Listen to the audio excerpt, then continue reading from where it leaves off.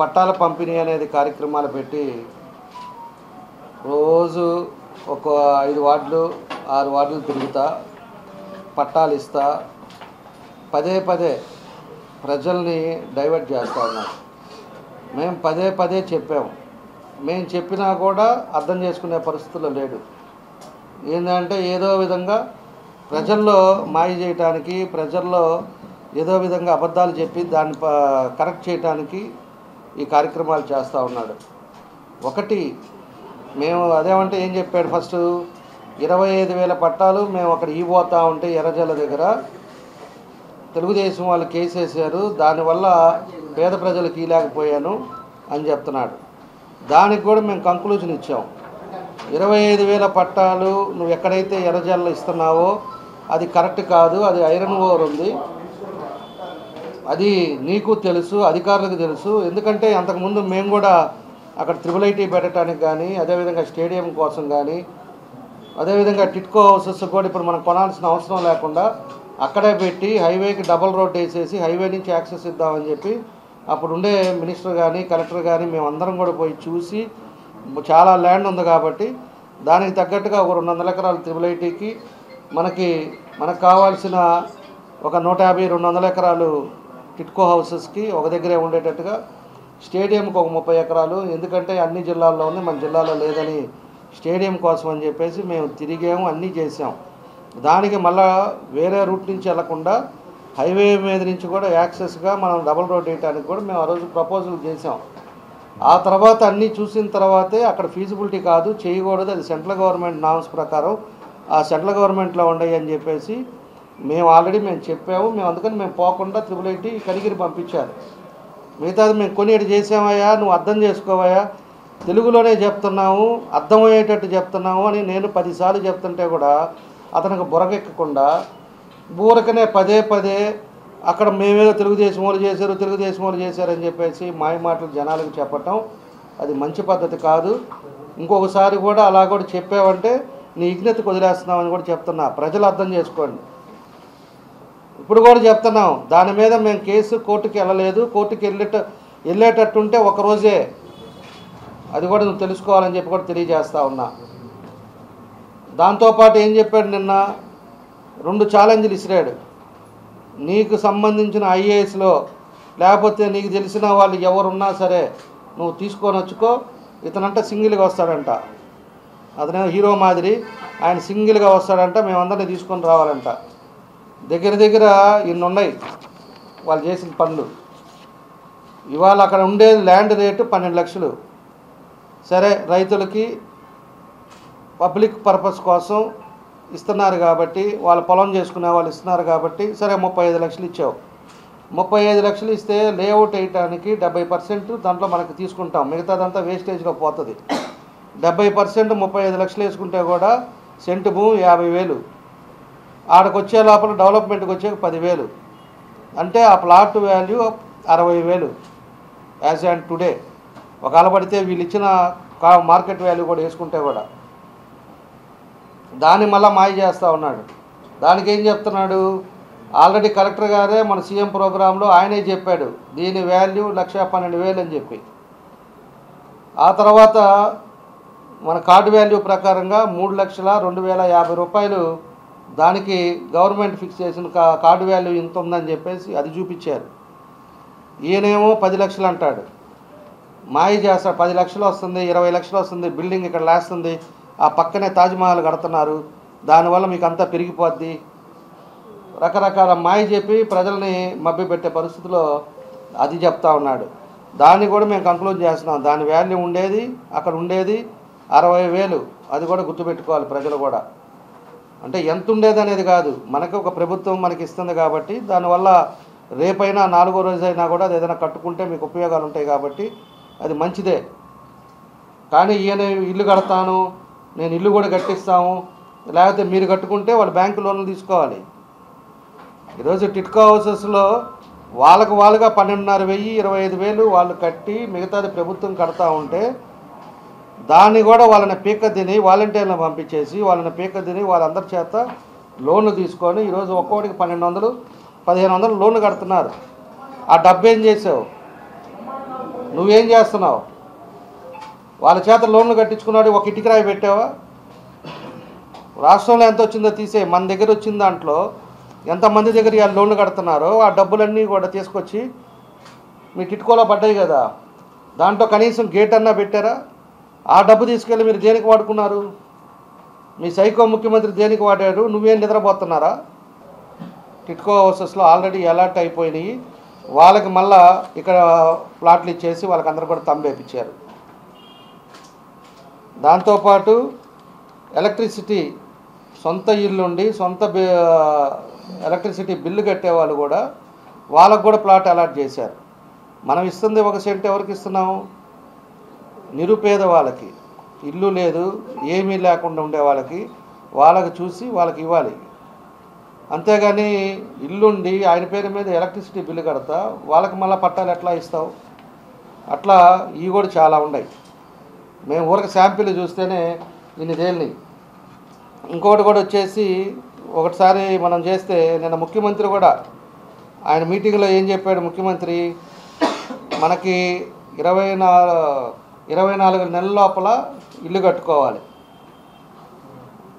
దీంట్లో ఏమో రికార్డులో రాసిందేమో వాళ్ళు ఇచ్చిన దీంట్లో పట్టాలలో వచ్చేసి ఎక్కడ రాశారు?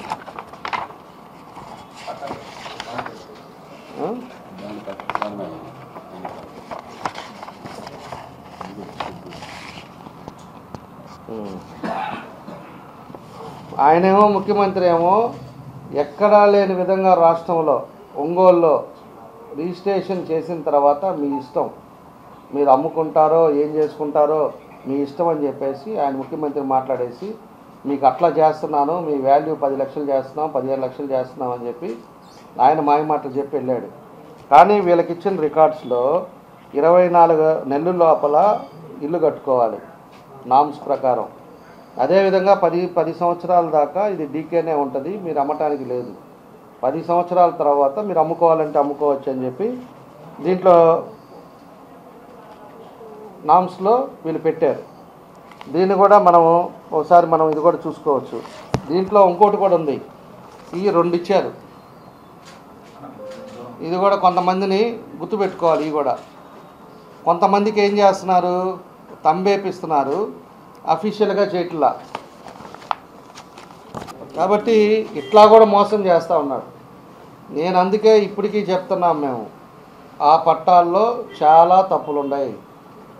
నువ్వు ఒక పట్టా ఏదో చూపించమంటున్నావు, చాలా చూపిస్తాం. నువ్వు రమ్మంటున్నావు కదా, సింగిల్గా వస్తానంటున్నావు కదా, నన్ను రమ్మంటే నేను వస్తాను, మీరు వస్తానా రండి, మా ఇంటికి వస్తానన్నా రండి, మంచి టిఫిన్ పెడతాం, మా ఇంటికి టిఫిన్ పెడతాం, రమ్మని చెప్పు, నేను కూడా వస్తా, ఇంటికే వద్దాం. మీడియా వాళ్ళంతా ఉండారు, ఏమేమి ఉన్నాయి ఏమేమి పొరపాట్లు ఉన్నాయో కూడా మేము చూపిస్తాం. మాది ఒకటే ఉద్దేశం, పేద ప్రజలు అనే వాళ్ళకి న్యాయం జరగాలి. పేద ప్రజల్ని మాయ చేసే పద్ధతి మంచిది కాదు. వాళ్ళని మాయ చేసి కొందరికేమో చూడటానికేమో 2 అట్లంతా ఒకటే. అట్టలు చూడండి బాగా, సైకో జగన్ రెడ్డి ఇది పెట్టేదని అట్టలు రంగులు వేసుకోవటంలో వీళ్ళ తర్వాతే ప్రపంచంలో. ఇట్లా రంగులు వేసుకునేదను ఇలాంటి అట్టలు అన్నీ సేమ్గా పెట్టడం, లోపల చూస్తేమో మ్యాటర్ల తేడా, అవన్నీ చేస్తున్నారు. ఎలిజిబిలిటీ లేని వాళ్ళు, కరెంటు బిల్లులు ఉండే వాళ్ళకి పట్టాలు ఇచ్చినవి కూడా చాలా ఉన్నాయి, వేలల్లో ఉన్నాయి. హౌస్ ట్యాక్స్ కట్టే వాళ్ళకి కూడా ఉన్నాయి. కొంతమంది హౌస్ ట్యాక్స్ కట్టకుండా ఉన్నాయి, అంటే వేయలా వాళ్ళకి అసలు ఇంతవరకు పన్ను వేయలా, అలాంటి వాళ్ళకి కూడా ఇచ్చారు. అలాంటి వాళ్ళకేమో ఇవి ఉన్నాయి. మన ఎంప్లాయీస్ ఉన్నారు కొంతమంది. విఆర్ఓ ఒక అతను ఉన్నాడు, ఒకడంటే నేను శాంపిల్గా చెప్తున్నా. విఆర్ఓ అంటే విఆర్ఓ వాళ్ళ భార్య పైన ఒకటి పట్ట ఎట్లా ఇస్తారు మీరు? ఏ రైట్స్ తోటి ఇస్తారు? కాబట్టి ఒకటి కాదు, నువ్వు ఊరికనే పదే అబద్ధాలు ఆడి జనాలను అన్నా కూడా ఎవరు కూడా దాని వినే పరిస్థితులు లేరు. నిన్న వేరే వాళ్ళు కూడా మన వాళ్ళు చెప్తున్నారు, ఒక డివిజన్లో సచివాలయంలో మన వాళ్ళు కొంతమంది కూర్చొని ఉన్నారంట. ఆడ మనిషి వచ్చేసి నిలబడితే తంబి ఇక్కడ ఏంటంటే తంబేసిందంట. 2 నిమిషాలు ఉండమ్మా, దాన్ని స్కాన్ తీసి ప్రింట్ తీస్తాం, మళ్ళీ ఇవ్వాలన్నారంట. సరే అని మళ్ళీ ఉండి ఏమంటావు అయ్యా అనిందంట. మళ్ళీ వేసారంట. వేసిన తర్వాత గమ్ముకుపోతుందంట. ఇదేందమ్మా నువ్వు నవ్వట్లేదు, ఆనందం లేదా నీకు? ఒక సెంటు భూమి ఇస్తున్నాడు జగన్ రెడ్డి, ఆనందంగా లేకుండా అట్లా పోతున్నామని చెప్పేసి వాళ్ళని అడిగితే, ఈ అన్ని తెలకాయితాలు ఎప్పటి నుంచి చూడలేదు మేము, చాలాసార్లు చూసామయ్యా, వచ్చేది లేదు సచ్చేది లేదు. ఆ ఇంటికి వస్తే ఆ వాలంటీరు మా తలకాయ తింటున్నాడు, మీరు పోండి పోండి మీకు శాంక్షన్ అయిందని ఆ తంబేదో చేసేస్తే ఏలుముద్ద నా జోలికి రారని చెప్పేసి వచ్చేస్తున్నాం అనే పరిస్థితిలో ఈరోజు మహిళలు ఉన్నారని కూడా నేను గుర్తు చేసుకోవాలని చెప్తున్నాను. నేను బయట వాతావరణం అది. ఈ వాలంటీర్లు బలవంతంగా తీసుకొచ్చి చేస్తున్నారు, కానీ మనస్సాక్షిగా ఎవరికి కూడా నమ్మకం లేదు, నువ్వు చేసే యాక్టివిటీ మీద నమ్మకం లేదు. నువ్వు మళ్ళీ పదే పదే వాళ్ళ కేసులు పెట్టారు, తెలుగుదేశం వాళ్ళు పెట్టారు, ఇవన్నీ కూడా మాట్లాడటం కూడా అది కరెక్ట్ కాదని చెప్పేసి కూడా మేము తెలియజేస్తూ ఉన్నాం. విఆర్ఓ నెంబర్ కూడా ఉంది, విఆర్ఓ భార్యకి ఇచ్చిన పట్టా నెంబర్తో సహా. అంటే మనకి వాళ్ళకి ఇచ్చారా ఇవ్వలేదనేది కాదు, నువ్వు మాటలు కాదు, మాటలు. మళ్ళీ ఇంకోటి ఏం చేశారు, ఇప్పటి వరకు ఇంకా 6 ఎకరాల 38 సెంట్లకి ఇంకా డబ్బులు ఇలా రైతులకి టెండర్లు పిలవకుండానే సదరం చేసావు. జగన్ వస్తున్నాడు అని చెప్పి సదరం చేసిన వాళ్ళకి రైతులకు డబ్బులు ఇవ్వాలా. ఈరోజు 6 ఎకరాల 38 సెంట్లు రైతులకి ఇవ్వకపోతే నిన్న వచ్చే రాళ్ళని తీసి ఇసిరి పారేసిపోయారు. నువ్వేమో ఇక్కడ పట్టాలు ఇస్తున్నావు, రేపు ఈ జనాలందరికీ సమాధానం ఎవరు చెప్తారు? రేపు ఇలా ఆ కాగితాలు తీసుకొని 2 కాగితాలు తీసుకుంటారు, ఒకటేమో డిజిటల్స్ అయింది, ఒకటేమో ఎంఆర్ఓ సంతకం, ఇద్దరు పోతారు పొజిషన్లోకి. ఆ రాళ్ళు కూడా పీకేస్తే ఎవరు చెప్తారు సమాధానం? నువ్వు అప్పుడు దొరకవు. ఇప్పుడు ఈ నెల అయిపోతే నువ్వు ఫ్రీ కదా, ఇంకా అందుకే కదా ఒక్కసారి అవకాశం అని చెప్పి నువ్వు మళ్ళీ ఫ్రీ అవుతావు. నేను పట్టుకోవాలంటే ఎవరి వల్ల అవుతుంది, ఎవరి వల్ల కాదు. వాళ్ళు బట్టి వాళ్ళు అనుకోవాలి, ఇంకా మా సైట్ ఆడదు, మా సైట్ ఉందని. ఆ రైతులు డబ్బులే లేదని చెప్పి రైతుల పాటికి రైతులు పీకేసి రేపు అక్కడ పంట వేస్తారు. ఇచ్చిన వాళ్ళందరి పరిస్థితి ఏంటి? ఏదైనా కూడా ఇట్లాంటివన్నీ చేయాలన్నప్పుడు నీకు నిజంగా చిత్తశుద్ధి ఉండేటప్పుడు, పేద ప్రజలు అన్నట్టు ఉండేది ఎంత అభిమానం ఉండేటప్పుడు, ఇంత బట్టలు చీరలు పెట్టే అంత ప్రేమానురాగాలు ఉండేటప్పుడు నువ్వు ముందు 6 నెలల ముందు, సంవత్సరం ముందు ఇలాంటిది చేయాలి. 250 కోట్లు తగలబెడుతున్నాం మనం. 250 కోట్లు పెట్టేటప్పుడు ఏ విధంగా చేయాలి? ఎన్ని ప్రజల డబ్బులే, జగన్ గారి జేబులో నుంచి ఇట్లా, లేకపోతే నీ జేబులో నుంచి ఇవ్వట్లా, ఎన్ని ప్రజల డబ్బులే. ప్రజల డబ్బులు ప్రజలకు ఇచ్చేటప్పుడు అయినా కూడా మినిమం దానికి తగ్గట్టుగా ప్రికాషన్స్ తీసుకోవాల్సిన అవసరం లేదా అని అడుగుతున్నాను నేను. సంవత్సరం ముందు ఈ పనులు చేసేసి ఉంటే, నీట్గా వాళ్ళ పొజిషన్లు చూపించి, అర్బన్ హౌసింగ్లో వాళ్ళకి లోన్ శాంక్షన్ చేయించి ఉంటే కట్టేవాళ్ళు కడతారు.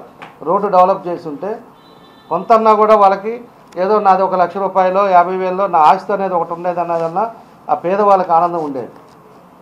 ఎలక్షన్ ముందు తీసుకొచ్చి ఒక్కొక్కరికి 4 5 ఇచ్చేసి వాళ్ళు రేపు పొజిషన్లోకి వెళ్ళే లోపలికి ఇది నాది అని చెప్పి, వాళ్ళది అని చెప్పి ఆ తహసీల్దారు ఉండడు, ఈ అధికారులు ఎవడు కనపడ్డు, ఇవన్నీ జరిగే పరిస్థితులు ముందుంటాయి.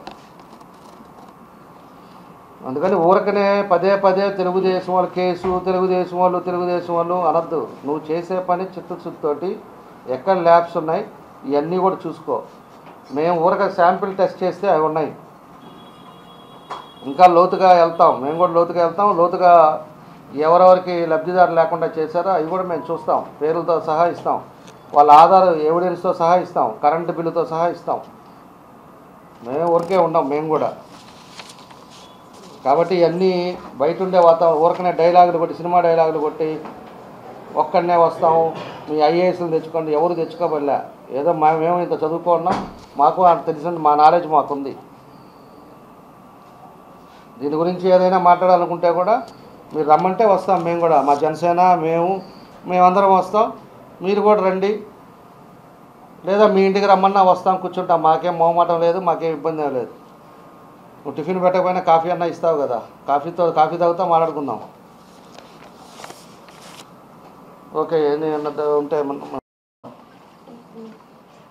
వైఎస్ఆర్సీపీ ఒంగోలు శాసనసభ్యులు బాలినేని శ్రీనివాసరెడ్డి గారు ముందు నుంచి కూడా మేము ఆయనకి చెప్తానే ఉన్నాం, ఒంగోలు ప్రజల్ని కూడా హెచ్చరిస్తూనే ఉన్నాం.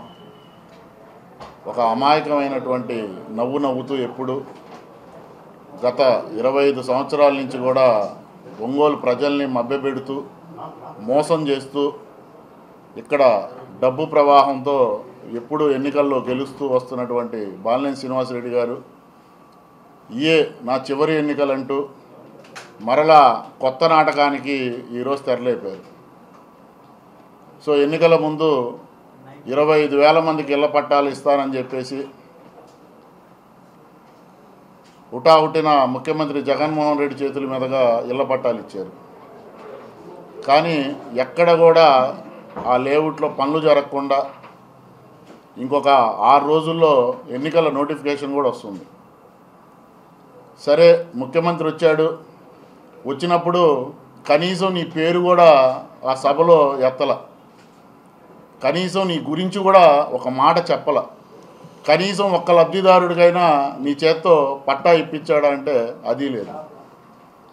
సో వెలిగొండ ప్రాజెక్టు ప్రారంభం కాకుండానే ఆడికే వచ్చాడు. సరే అక్కడ కూడా ఎప్పుడు లింగడొచ్చాడు పోయాడు అంటారు. అలాగే ఈ రాష్ట్ర ముఖ్యమంత్రి జిల్లాకు వస్తున్నాడు వెళ్తున్నాడు, ఈ జిల్లాకి ఏం చేశాడో కూడా ఎప్పుడూ చెప్పడు, ఏమి ఇస్తానని కూడా చెప్పడు. అక్కడ కూడా అంతే, జిల్లాలో ఉన్నటువంటి 8 నియోజకవర్గాలు అంటే ఉమ్మడి జిల్లా కాకుండా ఈ జిల్లాలో ఉన్నటువంటి 8 నియోజకవర్గాలు 7 నియోజకవర్గ అభ్యర్థులను గెలిపిమన్నాడు. కానీ ఎక్కడా ఒంగోలు శాసనసభ్యుడి పేరు అతని నోటి నుంచి తీలా. గమనించండి, ఆయన మాట్లాడుతూ కూడా అక్కడ మేరుగా నాగార్జున గారు అలాగే బాలినేని శ్రీనివాసరెడ్డి ఇద్దరుంటే మీ జిల్లా మంత్రి ఆడు ఉండాలన్నారు. నిజమే, ఈ జిల్లాకి ఇన్ఛార్జి మంత్రి నాగార్జున కాబట్టి ఈ జిల్లా మంత్రి అని ఉన్నాడు. ఆయన ఇప్పుడు గుంటూరు జిల్లా నుంచి ఇక్కడ పోటీ చేస్తున్నాడు. రేపు కూడా నాగార్జునకే మంత్రి పదవి ఇవ్వచ్చేమో. కాబట్టి ఆయన పేరు వాడటానికి కూడా ఈరోజు సీఎం ఇష్టపడట్లేదు. అదే ఒంగోలు పట్టాలు ఇచ్చేటప్పుడు కూడా మధ్యలో బ్రోకర్ మాట్లాడొద్దన్నాడు. తీరా ఈరోజు చూస్తే కొన్ని పట్టాలేమో ఇదిగోండి, ఇక్కడేమో 10 రూపాయల స్టాంప్ పేపర్లతో ఇచ్చాడు. ఇంకో కొన్ని చూస్తే ఈ సంతకాలు లేని ఈ స్టాంప్ పేపర్లు కూడా లేవు. దీంట్లో అసలు ఎల్పీ నెంబర్ రాకుండా లేఅవుట్ అప్రూవల్ కాకుండా మీరు ప్లాట్లు ఎలా అలాట్ చేస్తారని అడుగుతున్నాం.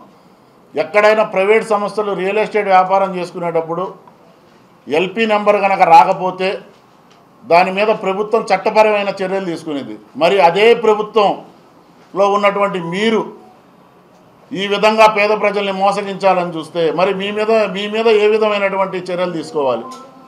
అలాగే ఈ ఏదైతే 25,000 పట్టాలు మీరు ఇస్తున్నారో వాటిని కోర్టులో వేశారని చెప్పేసి పదే మీరు తెలుగుదేశం పార్టీ మాజీ శాసనసభ్యులు జనార్దన్ గారి మీద మీరు అపనింద వేయటం అది సరైన పద్ధతి కాదు.